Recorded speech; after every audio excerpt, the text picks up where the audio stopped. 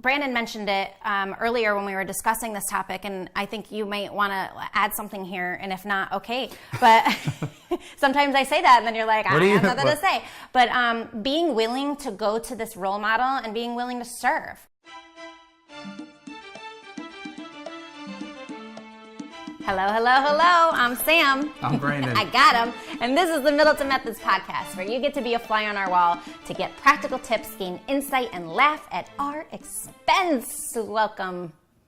I got to work on my comedy after seeing Ted a couple of weeks ago. Because if we're promising they're going to laugh, we probably need to step up the jokes a bit. I'm not quite the comedian except for to people under the age of 7.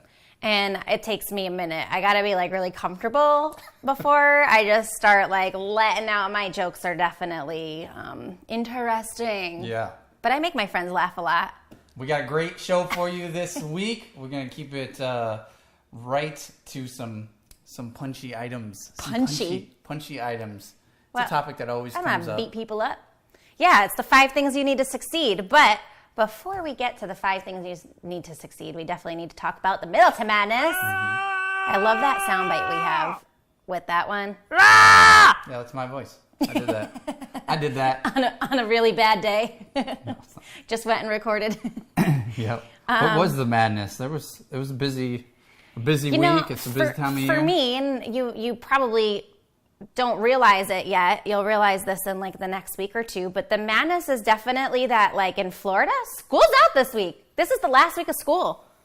It is summer, officially summertime this weekend, which is Memorial Day weekend. And this is the kickoff to weekend. Summer vacation. Yes. And I gotta admit, I'm a little nervous. We are busy entrepreneurs.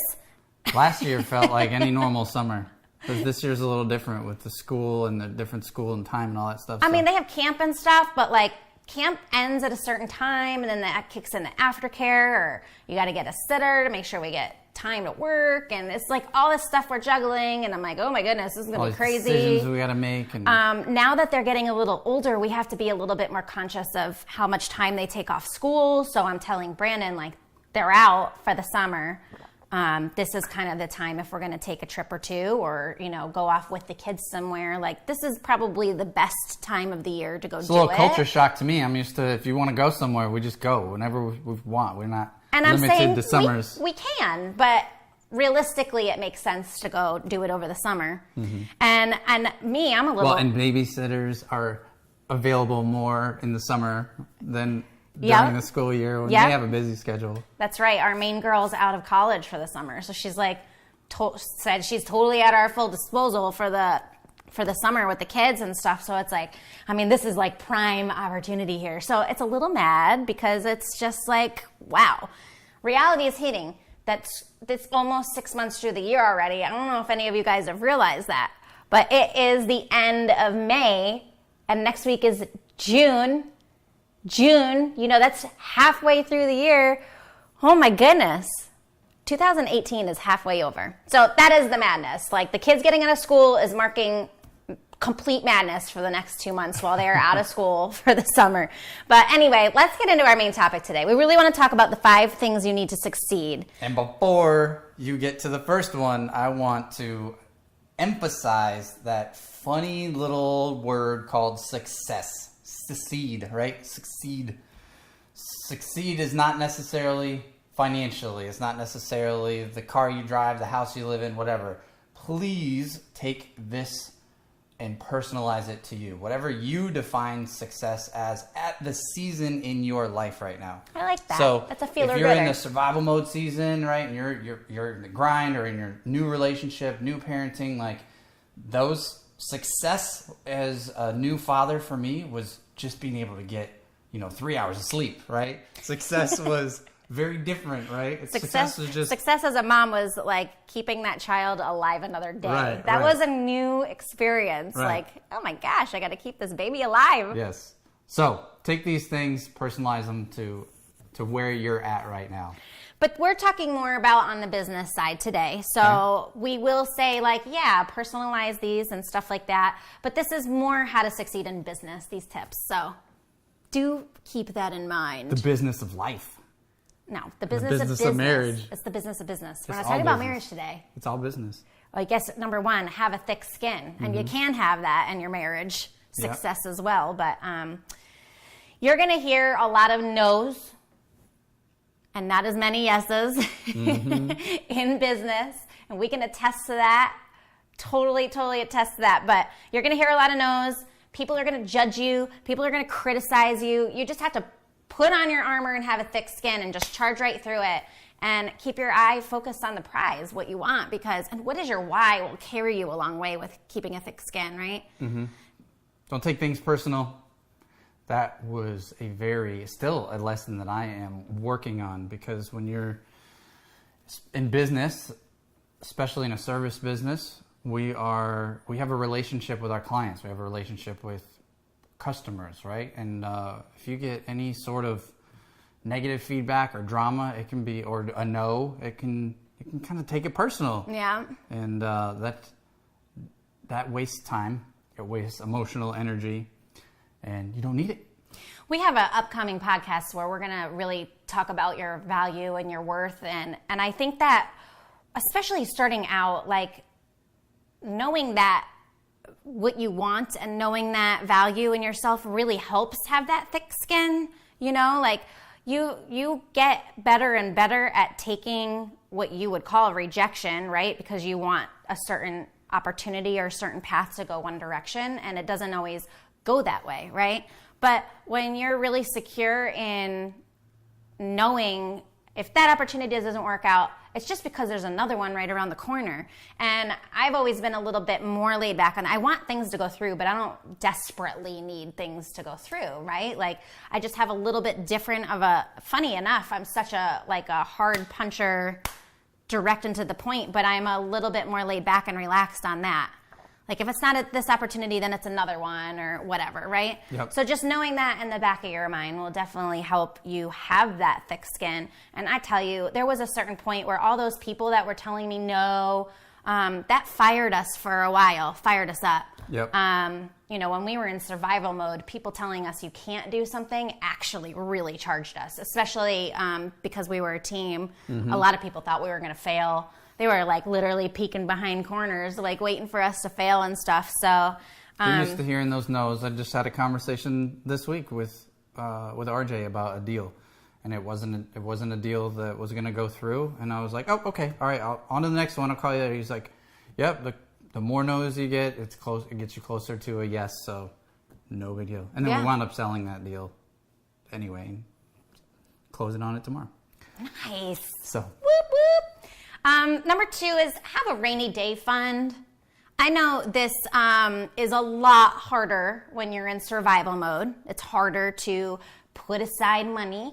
But it might be a time for you to sit down and look at your finances and look at where you can cut things in order to start putting at least a little bit away. I know somebody personally that has been in survival mode for a couple of years, and every opportunity they have just to stash a little cash, they do. And it goes a long way, right? Yep. As you grow your business and you start making more money and you're able to do stuff with this extra profit. And there was a point where we're like, okay, we want a nicer house, or we want to not have to buy cars for $1,000 cash anymore. And, we would like to actually lease a nice vehicle. Yeah. And so we had to maybe pull back on what we were putting away and invest in that stuff. But then, at a certain point it goes, all right, let's start working on that savings or rainy day fund or whatever you want to call it again. 6 months worth of bills in the bank will make your business life and personal life a lot less stressful. And I think that number will change for everybody. If you're just starting out to save, maybe you just want to have 2 or 3 months as your first goal. But when you hit that, give yourself a little reward, do something nice, go do something fun or whatever that you wanted to do now that you've hit it, once you make that extra cash. And then once you get a little bit out of your system, then strive to go for 4, 5, and 6 months. And then reward yourself again, which really takes us to, I'm going to skip number 3 for a minute and just go to number 4, which is having a goal. Having a goal. We talk about goals all the time. Planning. So this is not something we need to sit on for a long time. You guys all know you be goal getters, right? You have to set goals and be striving for them. And what works best for myself and Brandon is picking like a long-term goal, something that we can see. I say long-term, but we're talking about like, maybe we broadly talk about what we would like to see happen in a year, but we are really good at talking about 3 to 6 month goals and then chunking them back and having little wins and milestones along the way. Yeah, it keeps you excited. Yep. Keeps you excited when you kind of don't feel like working or you don't feel like that sacrifice or what have you. Yeah, we used to say this a lot, like as we were growing our team. When Brandon and I would have conversations, we'd be like, okay, what's going to get them excited? And I would be like, just dangle a carrot. Like for some of our team members, it was just financially. You just dangle a little financial carrot and they were really excited to go push more because they knew that there was a raise coming up. Or, you know, when you're doing X, Y, and Z more for the company and more for the business, we can give you X increase in your pay because now you've, you know, shown more value and we see that value in you and can pay you more money. So it would give them that goal that they'd want to push for. And we do the same things for ourselves, set these goals and these targets, and then we go run for the races to get them. And I'd love to say that we have some very specific like goal planning, like worksheet that we do that works really well, but it really is like just giving ourselves that time to have a conversation and like dream a little bit, you know, and just be like, oh, you know, this came up, or, oh, there's this promotion on cruises, or, oh, a friend's doing this, you know, can we join them? And you start thinking about like, oh yeah, I can get excited about that goal. I can get excited about that. And we just have that, we give ourselves that, you know, 2 hours or however long we need. Says the man that it is hard to get him to sit down and dream, let me tell you. But when he does, he really does go off on it, and it does inspire him and motivate him. Sometimes as a couple too, I will say, especially because we work together, I notice that when we want to sit down and set goals, but it is important for us to dream as a couple, both personally and for our family and our marriage, but also in our business, because sometimes if I want to get something done or I have a goal, it's hard for you to understand why or have the motivation to go work as hard as you do for us for this specific goal, right? And so sitting down and talking with your spouse, whether you work together or not, is super important, because when we do that, he really gets to get in my head and hear what I have to say about why this is important to me. Right. And he loves me so much that when he realizes, oh, I get that, and happy wife, happy life, and this is making a lot of sense now, let's go get it done. Right. It's like, I wouldn't necessarily want to spend money on this, or I wouldn't want to spend time on that on the surface level. If you're just like, hey, I want to go do X, or I want to go get X. I'm like, hey, I want to take a family trip this summer. That's one of the topics in the house right now, yeah. right? And I'm like, what? And then when we've sat down twice and talked about some of that, and I didn't understand that the summertime is the time when you know we have more flexibility and we have some friendly family who's willing to, you know, come for a visit and watch the kids. And it's like, here's the window, and here's, you know. Seize the opportunity. Yeah, well, so let's go. And, you know, I'm not like hey, we need to go take a vacation and not be on our phones and not be on our Facebooks and not get any work done. Like those things actually, if I get a couple of good, solid, focused hours in the morning on like work related things, I'm charged to go have more fun. So I actually like to plan trips, especially when the kids are going to go, where we get like a little bit of work time, fun time, family time, rinse, repeat, and do it all over again. So I'm looking for opportunities and ways to, you know, write off our trips too. For sure. They're fun vacations when you're working, and they're not really, I guess, they're not vacations, they're workations, but I love that. Anyway, you got to have confidence. How do you have confidence? This is a toughie, because I would say, like, especially if you meet like a really hard-headed, like gorilla type A personalities, the inside, there's always those insecurities in us. I think we definitely come charging with confidence on some things, and then we retract because there's fears. I don't know. I guess for me personally, I have you as a good support. So when you are being at your best in a supportive role as a husband, that helps build my confidence. And you've been doing that since like day one, right? you saw something in me that I didn't see in myself, and vice versa. So it's been easy to say, like, you know, even just telling me I'm beautiful or something. Like, when we first started dating, I didn't think I was as beautiful as you thought I was. So, and those corduroys and that perm. Cigarettes hanging out of my mouth. I mean, why didn't I think I was hot? Oh my gosh, yes, I wore corduroys. I was a big old hippie. His friends used to call me hippie. That was my nickname. Yeah. Anyway, but yeah, like it's really hard to push past the fear when you haven't done it. But what do we do when we're like talking to our kids and we're like, don't be scared, you can do it. Go ahead, you can take that step, when they're trying to learn how to walk, right? And we're like encouraging them to take that step. Well, why are we holding ourselves back? Yeah. I think for me, confidence is something that I have struggled with my whole... Well, actually, I struggled with it for and that's weird, most of my I think life. You're super confident. Yeah, no, I definitely super self-conscious when... Except for, like, high school. Like, there was, like, 15 to 17, like, my confidence was just fine. And then, like, the real world happens and life pushes you around and you start working for people. And, you know, we're young in most of the groups that we were working with, and in our career, we're surrounded by a bunch of people. You know, I just assume if you're older or making more money, for a long time, I figured you were just wiser. You had more wisdom. And so that's so far from the truth. So far from the truth. But I still had confidence even when we got knocked down. I had confidence in our, like, never give up attitude, if that can be, you know, a thing. Like, I had confidence in the fact that I would never quit. Now, that served me to still grow the business, and that served me to, you know, grow relationships. But I still struggle with confidence. Way less more, I'd say, in the last, like, 5 years. Man, being a dad is life lessons, like, every single day. But have confidence in your ability. And if you're starting a business, or you're still new in your career and you're struggling with that, maybe you don't have a lot of skills, you don't have a lot of like reputation or things to like hang your hat on, just have confidence in the fact that, like, you'll work harder than anyone else, or you won't quit.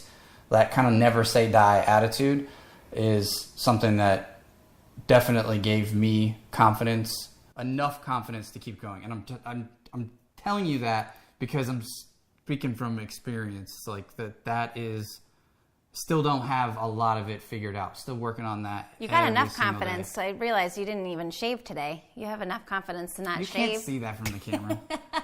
Hang on. And the other thing with confidence, I'm learning later in life, and learning when I have less control over things like, you know, children, is if you have faith, and faith in whatever that is. It could just be faith in your abilities, faith in the universe, faith in God, faith in your God, whatever that is. Faith can provide a lot of confidence when you kind of realize that there's only so much that you're in control of. And if you're coming from a good heart and you work hard, eventually you get what you deserve. And that alone can give you confidence when you've got nothing to hold on to. So. Yeah. And a lot of people have that no fear attitude, like not have it, like say, like you have to have no fear. I don't think it's a no fear thing. I think fears are natural, right? It's a natural human feeling. It's like pushing through that fear. Feel the fear and do it anyway. I will tell you, we still to this day, like, we'll hang on stuff because we're a little fearful of what the result's going to be. But eventually, like, when that thing is becoming important enough, that fear gets less and less scary. For sure. Mm-hmm. You know, maybe you're so scared of it because it's not a priority right now, and, you know, look around you. The last one is my favorite one. Finding a role model, somebody to look up to, having the map is there and you can follow in their footsteps, and it's such an amazing, beautiful thing to see somebody already where you want to be, and you just look at what they're doing and you do it, and it gets you there. It gets you to where you want to go. It's the most amazing, simple thing. Role model are you saying is the same as like mentor, coach? Maybe. I mean, a role model could be not necessarily somebody you've ever met. But like a lot for us, you know, a lot of our role models and stuff have been like people in business that we see doing what we wanted to do. And eventually it transitioned more into like looking for other marriages that the people are successful in business and they have a really good marriage. So like our needs for what a role model is has changed over time. When we first started, you know, when we were young in our relationship and just starting our business, that role model was all financial. It was just like, who's the person that's doing really well in business, has all the big bucks and the jets and the cars. And now, see, I'm still okay to strive for those things. I know they're not as important to you. The monetary stuff isn't as important. And I still like nice things and I'll take it all, right? But I don't want just that now. Now I want a great marriage, and I want to be a role model to other people in their marriages, and I want to be a great parent to my children. I don't want to be an angry mom, and you know, so I like aspire every day to do something new for the kids to make them smile or feel good or whatever, and that's a hard challenge to do. Well, so anyway, role models. Let's get back to the subject. Role models are great because they allow you to kind of see a potential future. Yeah. You know, and a role model. It's like a sneak peek. A role model does not have to have all areas figured out. If you're looking for that, like we were, you will be disappointed very often. Okay, so Jim Rohn had a great quote, and I don't remember it, but I listened to it in my. He has like a little speech. I'll have to find it. It's like that emoji. Yeah, but he talks about how like you don't put pressure on a guru, on a role model, on a mentor to like be perfect in your mind. Because it will let you down. And the truth is we're all human. We all have our areas of weakness. We all have our things that we're still growing in. And if you follow somebody, right, social media makes it so easy for this to happen. And you're only looking at the highlights of their life. Or like us, we went to a lot of events and seminars. So you only see the person on stage and everything sounds and looks perfectly presented on stage. And then off stage, you can see real life, and sometimes it's dramatically different, sometimes it's just, you know, a little bit different. But my point is, I am guilty of putting a lot of pressure on role models early on, like, okay, you're successful, so you must be successful in so everything. What is the takeaway from there? So the takeaway is, if you want to be a better dad, it doesn't necessarily have to be find a dad who's also killing it in business and also, if you can find that, great, but don't pass up a good role model. Don't discard somebody necessarily if they don't have all those pieces figured out. What's really interesting for us, especially in the niche we're in, so if you're lucky enough to be able to do this, I would say take full advantage of it. Like we're in an industry where we're marketers and we're real estate investors. Yeah, how do you find good role models? I mean, we look for people that are doing well in the niche and the business that we're in, and like naturally over time, like I said, we've changed this a little bit to be like, are they a family man? Because those values are in line with ours. Mm-hmm. But we just really like to line ourselves up with those people, and we've been really blessed in this business that we've been in for the last 10, 11 years now, to be able to work with our role models. And it doesn't get any cooler than to say like, wow, they're crushing it in business. I would love to learn what they're doing. And, you know, Brandon mentioned it earlier when we were discussing this topic, and I think you might want to add something here, and if not, okay. But sometimes I say that, and then you're like, I have nothing to say. But being willing to go to this role model and being willing to serve. And if they don't want add value. Yeah, you add value. And it's not like approaching them and going, hey, Brandon, I would like to come serve you today, because that's a really big turnoff. It was a really big turnoff. But just looking for the maybe cracks in their business where they're weak. And if you have that value that you're able to add there, sometimes it's for free. Sometimes it costs money. Oh my goodness. I can't tell you. There's at least 2 or 3 people off the top of my head I could think of that we paid to be near them before they were paying us to be near them. Yeah. I mean, that's the fastest way to learn more from a role model. Like you said, you don't have to even meet them in person necessarily. You can, but if, let's just say there's a role model that wrote a book and you're like, oh, that autobiography, that life, that whatever they're doing sounds like more of what I want to do. Well, of course you could hire the person probably, but you could watch their videos, you could buy their digital product, but more than likely they're going to have an event. Leaders in your niche, in your field. This applies to people who even have a career. If there's leaders in that space, you can maybe pay to hire them as a consultant. You can find out if they offer any other workshops or phone group coaching or anything. Like, if you're willing, you're basically paying for somebody's time. And if you don't have the financial resources to pay for their time, then find a way to, like Sam said, find a way to add value. Find a way to, what's the word I'm looking for? Like, there's so many opportunities. Usually we see it in serving them in a marketing capacity. Like, oh, hey, I noticed this on your website. Here's the fix for it. Or, and then little do we know, little do we know they're around us and they love how we are as a couple and they love having us around because we just make them feel good. And, you know, it ends up being a reciprocal benefit is the point. And at the same time, you get to learn and grow. And don't forget in all this, like, it's cool to be near the guy that you are motivated to be like, and that's all well and good. Those are all the feel-gooders, but just remember in that process to learn and take action. Yep. Because that is by far, like, we did learn sometimes that somebody that we looked up to, when we saw them behind the curtains, they weren't really necessarily somebody that we wanted to be like at all. Yep. But did we learn throughout that journey and apply things that we were learning to our life? Did we get the value that we needed from that? And do we still look at them as they were a role model at one point in time? They helped us get to a certain level in our success. And that by far is, I thank all of our role models for being there in whatever capacity they were in any point in life. And, I look back at them all and say thanks for that because It's great. This is where we are. That's why we are where we are, having people to look up to.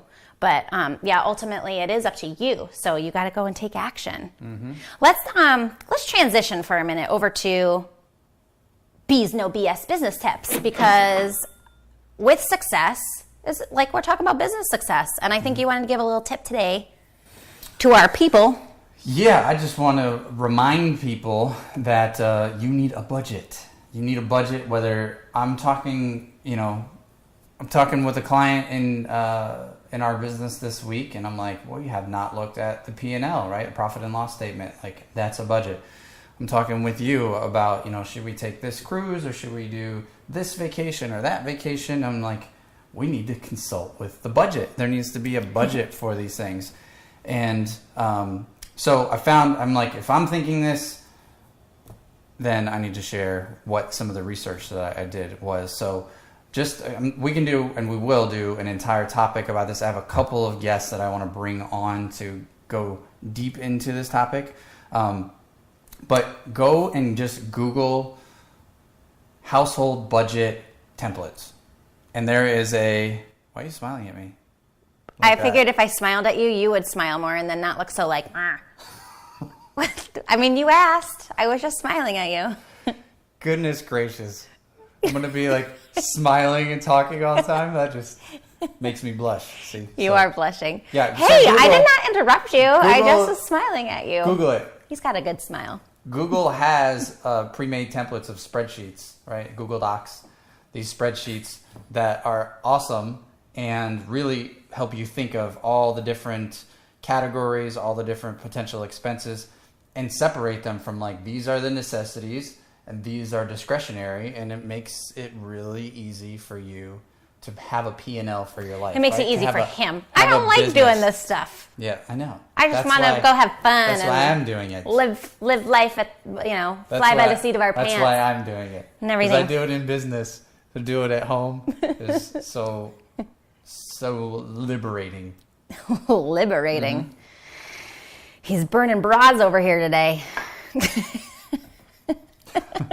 Yeah, so check it out. There's awesome apps, right? There is an app called You Need a Budget. There's an app called mint.com. You've probably heard of these. Those are great. We have an app from our bank. It's a virtual wallet. It shows us really quickly some high-level stuff. But I like to create budgets for some of the fun things to get excited about, because then they don't feel like burdens. It's like, ooh, I can't wait. We're almost there. We're close to being able to pull the trigger on this or pull the trigger on that, and it's not affecting any other part of your life, right? It's not affecting any of your other expenses because you're paying for it. So I'm... and I would say, like, my little tidbit is remember... I don't use the apps as much as I use a simple sheet. That's why I'm sharing. And where I don't care about budgets, I do care that he cares about them, because as the more of the performer in the house, on the business side and financially, if that stuff's important to him to drive him, then we got to do it, even though I don't want to do it. All right, guys, let's move on to the marriage minute. And we're going to keep it really short and sweet today. I just wanted to remind everybody the importance of saying thank you. You're welcome. Oh, that wasn't it? You could say you're welcome. Thank you. It's so weird because I hear a lot when I talk to people, and I think it's totally unintentional. It's just kind of the society and everything that we've been raised in. And it's so easy when you're in a relationship or marriage or whatever to just look at what's not being done around you. And, we're involved in several like memberships or coaching programs or whatever, right? And we hear people say that often, which is just like, oh, he never does this or she never does that. And it's looking at all the wrong things. So I thought I just wanted to circle back around and say, it's easy enough to say, look for the right things, but that it's easy to say it and it's not necessarily easy to do it. And I've watched people when they get really at their worst with their spouse or their significant other, and everything, they think they're doing everything, but they aren't necessarily doing everything, and they're just looking at all the wrong stuff. And that's the point. You're looking at the wrong even stuff. With the kids, parenting, right? You probably try to find your child doing stuff right, like, oh, good job with this, or oh, good job with that, even though they may have done like 9 other things that you're like, oh my goodness, this is exhausting, or you're not listening or what have you. But you have to actively be like catching them doing stuff right, because that's what they really remember. If they're always hearing no, stop, no, don't do this, don't do that, they resist. But when we're like, that was a good choice, and then Max walks around for the next month like, I made a good choice. I made a good like that stuff really moves the needle. So it's the same in all relationships, really, but especially the really close ones to home. Is that your trigger now? That's what I have to say when you do something good? Yeah, that was a good choice, babe. So my point of it, doing some well, right, and somebody recently said to me that they really look up to our marriage. They love how we are, and, even though they know that not everything is perfect all the time, like, we don't go and bash each other to everybody else, and we work our problems out together, and they're inspired by that. And so I took a minute to think, like, what is so different that we do, or what could be different that we're doing? And one of the things that did pop in my head was just saying thank you. We say thank you all the time for everything. Like, for me in our house, like, the rule that we set a long time ago was, I'll cook, you clean. Like, if I'm going to cook, you do the dishes. I don't want them in there in the next morning. I would like them done, right? I don't want to smell pasta sauce from yesterday, when I wake up in the morning. It's just like those little pet peeves of mine. But the point of that is, even though we kind of set that as like the quote unquote rule around here, I still thank Brandon when he does the dishes, because he doesn't have to do them. It's not just an expectation. Right. Like, I expect them to be done if I cooked, but it's at the same time, like, I'm not like a, And I expect her, except for right now, because I'm doing all the meal prep, which is awesome. But I've been doing the dishes for you. I don't know if you noticed. Yeah. Ha. I expect that there will be, healthy, fresh meals for the family. And of course, sometimes we're busy, sometimes we're lazy, and there will be a pizza, right? Just deliver a pizza. I'm still going to say, I have pizza arms right now, if you haven't noticed. I still say thank you for dinner. Yes. It's not like I paid for it, you paid for it, you cooked it, you didn't cook it. It's thank you. And remember that your little humans are going to see everything. So literally, like, that is something that you're very good at doing. So thank you. When thank you. When we sit down at dinner and we do our prayers, and then he always says, and thank you, Mommy, for this dinner, even if even if I ordered it, even if I did Uber Eats, shout out to Uber Eats again. But, and then sometimes we'll just say amen, and Peyton will be like, and thank you, mommy, for ordering this food. Like, she knows if I didn't make it, or she'll be like, thank you for making this dinner. And it goes down to them. And when they're saying thank you, like, it feels good when you say thank you. It feels great when they say thank you. Those little, they have such good little manners. I love my babies. Anyway. Giving them an attitude of gratitude early on. That's such a corny saying, but it's true. Attitude of gratitude. It sticks. So just say thank you this week to your spouse is my challenge. Find ways to say thank you, not, F you. Just find more ways to say thank you. I couldn't think of anything that rhymed, but that was the closest one. I hope you're not saying that to your spouse at all. Well, I just mean that negative talk in your head. Yeah. Are tons of little F yous to your spouse. So they are. Is that too direct? You say F you to me in your head? No, I think if I'm like, oh, he didn't do the dishes this morning, I subconsciously just did a little F you to Brandon in my head. Instead of just being like, thank you for taking the kids to school. I know you didn't get the dishes done, but thank you for taking the kids to school. I got to get a workout in, and looking for the right stuff to be thankful for. And it goes a long way in the marriage. We have a good marriage, so it's because we do things like that all the time. I concur. All right, take us out. Take us out? Where are we going? Not Seacrest out. Let's go Middleton out. All right, guys. It's been another episode of the Middleton Methods podcast. Thank you. Thank you. Thank you. Thank you for listening. Thank you for supporting us. Thank you for the private messages, the comments. The Thank likes, you for the those shares. reviews. If you got value out of this, please help us share by writing a review on iTunes. Like it, share it, post it, comment it. And don't forget to follow us on Instagram, where most of the madness happens, at BrandonandSam.com. We will see you next week for another episode of the Middleton Methods podcast. Later. Take care.